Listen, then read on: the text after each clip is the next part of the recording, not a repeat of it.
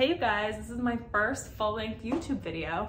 I'm Gianna. I have a food blog called On The Bias. I saw something on Instagram that was like, never do this. It's terrible, bad technique to do it this way. And I was like, no, I do that all the time and I love it. So again, you don't have to do this, but I'm here to tell you that I do this all the time and it works and I love it. Might be a hot take, but in a lot of situations, not all, 2 pastas is better than 1 in the same dish. Yes, I know, crazy, but it's true because it adds like a textural element that you wouldn't necessarily get with 1 pasta.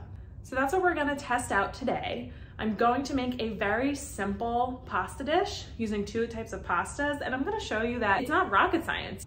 I'm also not saying you have to do this every time you make pasta because there are certainly some more like pure dishes that maybe you wouldn't want to mess with. Okay, so 2 pastas that I love combining are bucatini and mafaldine. So mafaldine are those like long, flat, squiggly ones. They're like lasagna noodles, but thin. And then bucatini, everybody knows, they're the long spaghetti with the holes in the middle.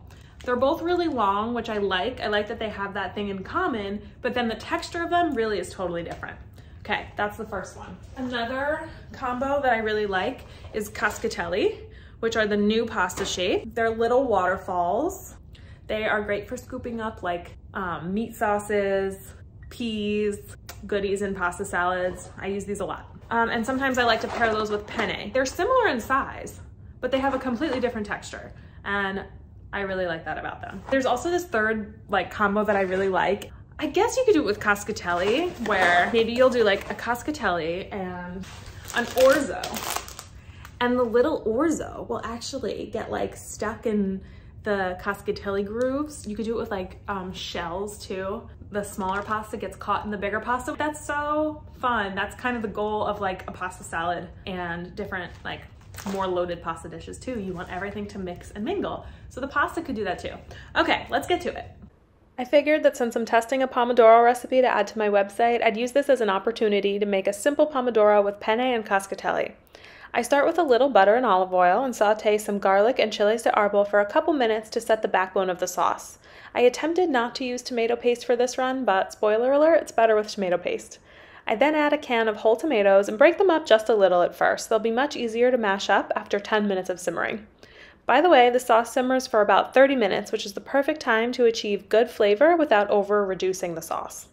Now, since cascatelli takes a good 15 minutes, just add them to the boiling water 15 minutes before your sauce is set to be done cooking.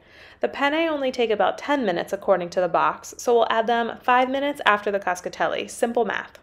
Then, 5 minutes before the sauce is done simmering is when I taste for seasoning and add salt until it tastes good. I added a little sugar because the sauce was lacking sweetness without tomato paste, but there won't be any sugar in the final recipe. I always add a tiny clove of freshly grated garlic at this point too, because it really layers that garlicky flavor that pairs so nicely with tomato sauce.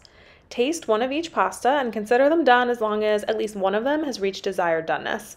Like I said, a slight difference in texture is a good thing.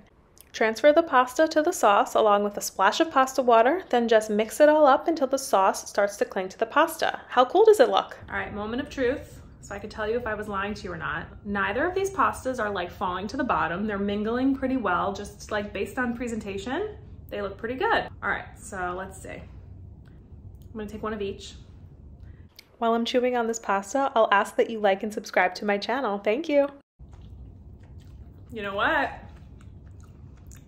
I distinctly experience both of them. I get the chew and the squiggly texture of the cascatelli, and I get like the smooth pureness of the penne, and they're both perfectly cooked. Wow, who would have thought?